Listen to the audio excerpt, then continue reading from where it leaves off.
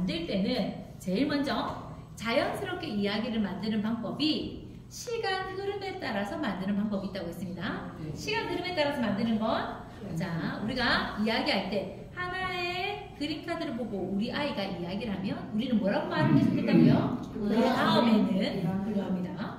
그 다음에는 이라고 이야기해주고, 그리고 시간 흐름이 그 다음에는 이라는 이야기와 함께 또 다른 단어로 이야기를 한다면 뭐라고 이야기해주면 된다고 했어요? 아침에는, 점심에는 어떤 일이 일어났을까? 저녁에는 어떤 일이 일어났을까? 그리고 또 하나는 어제는 어떤 일이 일어났을까? 오늘은 어떤 일이 일어날까? 내일은 어떤 일이 일어날까? 라고 이야기하면서 이야기를 전개해 나가도록 도와주면 자연스럽게 이야기가 만들어진다고 했습니다. 자, 두 번째, 우리는 인과관계라는 걸 가지고 이야기를 만들 수 있다고 했어요. 인과관계를 만들려고 한다면, 자, 우리가 원인과 결과에 대해서 이야기를 한다고 했죠. 그때 들어가는 단어는 무슨 단어를 우리가 가운데 넣어준다고요? 그래서 훌륭하십니다. 그래서 라고 이야기를 하면 우리 아이도 어느 순간 이야기할 때 그래서 내가 이렇게 했거든? 그래서 난 이렇게 했는데 그래서 이렇게 했어 하고 아이들이 이야기 언어 발달이 되고 있다는 것을 여러분들 알 수 있으실 거예요. 세 번째 등장합니다. 드디어 이야기가 극적으로 전개되어서 스토리화 되는데 그 안에는 무엇이 있다? 갈등이 있다. 우등생들이 많으십니다. 이야기 안에는 갈등이 있어야 재미있다. 갈등이 있는 이야기로 만들기 위해서 제일 처음 이야기를 편하게 꺼내려고 한다면, 자, 인물이 등장해야 돼요. 그때 우리가 제일 처음에 편하게 이야기를 꺼낼 수 있도록 전개해 줄 수 있게 뭐부터 시작하면 좋다? 옛날에 누가 살았어. 또는 옛날에로 이야기를 시작하면 인물, 주인공이 등장합니다. 자, 인물에게는 늘 사건, 사고가 발생됩니다. 그래서 여러분들 사건, 사고가 발생될 때는 무슨 단어가 나온다고요? 그런데 할 때 포즈 다시 한번 해볼까요? 그런데 이게 아니라 그런데 저러면 안 되는데 어쩌지? 그런데 했어요. 아유 부끄러워. 하지만 할 수 있어야 돼요. 그런데 하고 그런데 할 때 얼굴에서 표정도 걱정 가득한 얼굴로 그런데 하지만 모든 문제는 무엇을 한다? 해결을 한다. 해결할 때 여러분들 단어가 나오는 거라고요? 그때.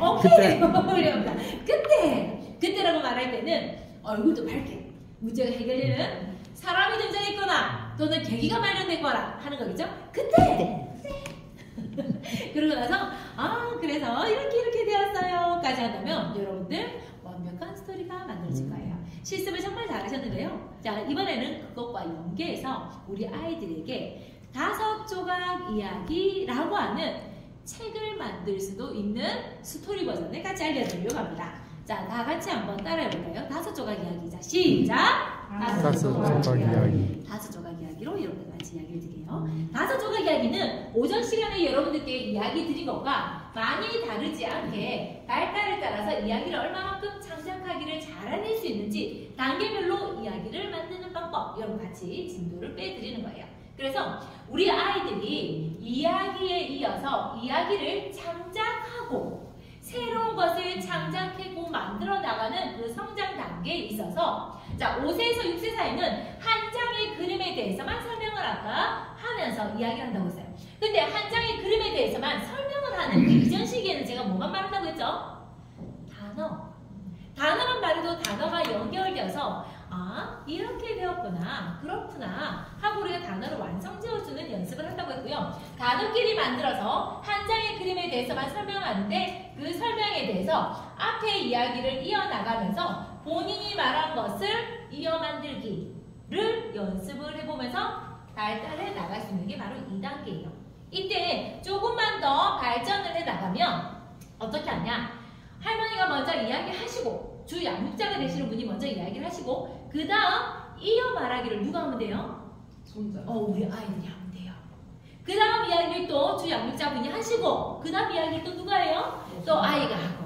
그래서 이야기를 전개하고 이어나가는 것이 가능하도록 하는 발달 단계까지 가도록 하고요. 그리고 이 전체 이야기를 파악해서 결말까지 내는 결말 이야기까지 제가 놔드릴게요. 사진 찍으시나요? 예. 결말 이야기까지 나가는 그 게임이 가능하도록 하는 게 창작카드입니다. 제가 그림카드가 좋은 이유를 말씀을 처음 강의 시작할 때 말씀을 드렸어요. 여러분들 관찰력이 좋은 아이는 창의력도 뛰어날 수가 있어요. 창의력이 뛰어난 아이는 사고력이 깊어요. 그렇게 우리 아이에게 관찰력과 사고력과 창의력을 함께 올려줄 수 있는 그림카드 놀이를 통해서 자연스럽게 공부하는 시간이 아니라 놀면서 여러분들께서 같이 이야기를 만들어 나가시면 좋겠습니다. 세상에서 제일 재밌는 게 무슨 놀이다? 이야기 놀이다. 저는 이야기 드리고 싶습니다. 여러분들 예전에 인형 이렇게 종이로 잘라가지고 인형놀이 해보셨죠? 인형놀이도 무슨 놀이예요? 이야기 놀이에요. 인형 잘라서 막 이야기하잖아요. 소꿉장난하면서 엄마 아빠 역할도 맡아서 소꿉장난해요. 그것도 무슨 놀이예요? 이야기 놀이에요.